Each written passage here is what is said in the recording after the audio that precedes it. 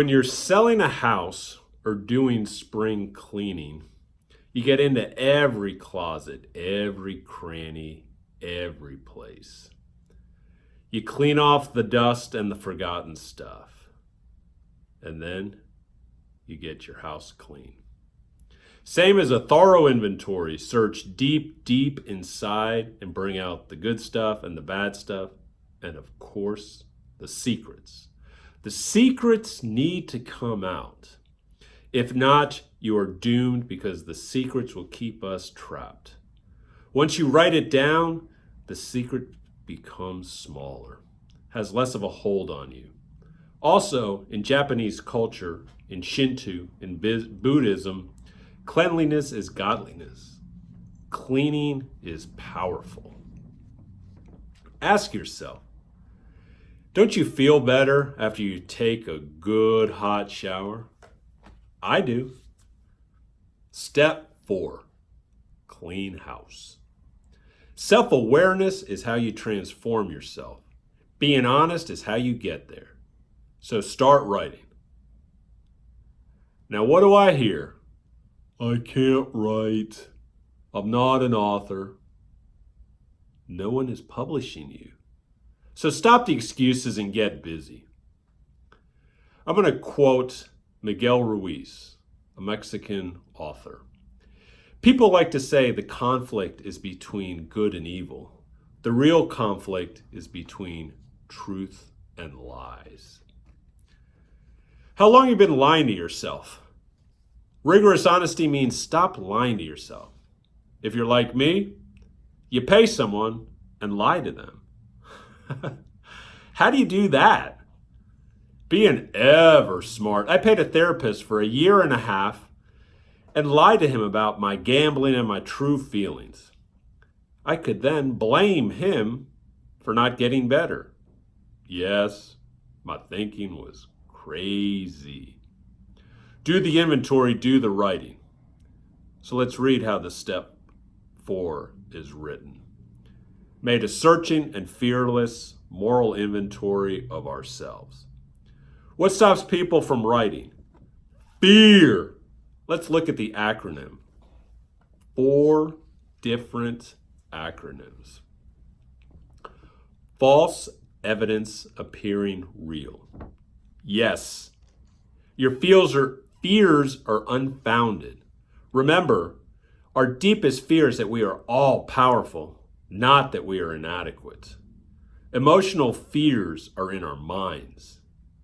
Stop living paralyzed. Now, addicts love to escape. So we have fuck everything and run. Show me an addict, and I will see how many different ways an addict escaped into his or her addiction. Happy or sad, excited or mad, an addict will escape. Escape is better than reality. Start the steps, and you face everything and recover. So much better.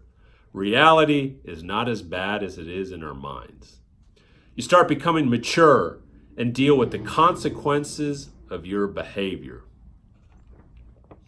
You take responsibility for your life and your actions. You can also slip and forget everything and relapse. Just get back into the program. No one is perfect. Relapses are part of recovery. So you can come back to face everything and recover. That is the way to live. The writing provides a window into our soul, our behaviors, your character defects, your emotions. This insight allows you to grow.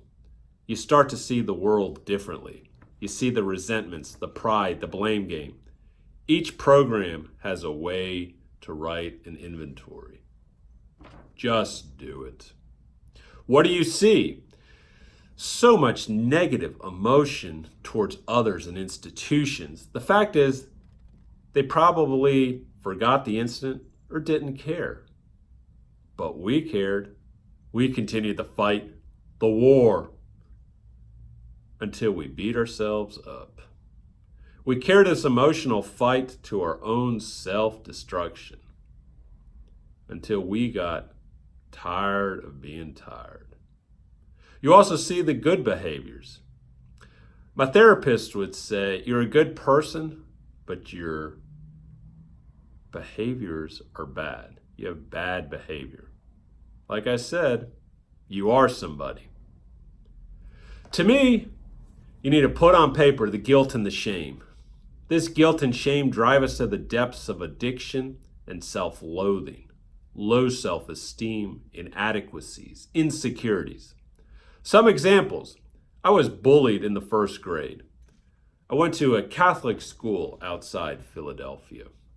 We shared a bus with the public school kids.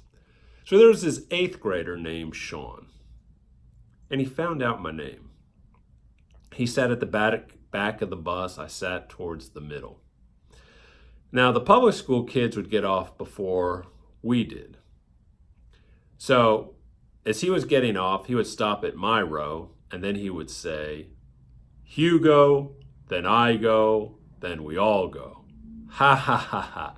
Everybody laughed. Everyone got a good chuckle. Yes, I had to hear that all year long. I hated him. I hated my name. It sucks growing up hating your name. When I was 8, 2 12-year-old girls kissed me. And one of them made out with me all summer long. Now, we had a game during the summer that the neighborhood kids would play called flashlight tag. And throughout that, we would hide and make out. Now, all the sexual experiences were above the waist. But that was a lot for an 8-year-old boy. Now, another example is going into my senior year. I was at a private high school. Now, prior to that, my parents the family had declared personal and business bankruptcy.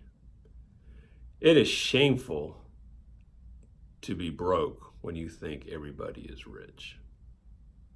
Now, these are just some of the examples in my step 4 inventory. That was the anger inside me, hating my name, sexual experiences, having family shame. Now, I have many more other sexual and financial experiences in my elongated step 4. But now, some people have much bigger hurdles.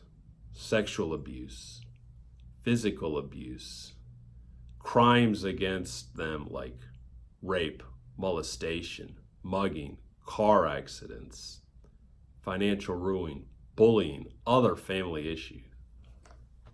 My heart goes out to you. This is painful. I say, if you don't cry while right step in step 4, you might have to dig deeper. Crying is good for you. Once you cry, you feel better.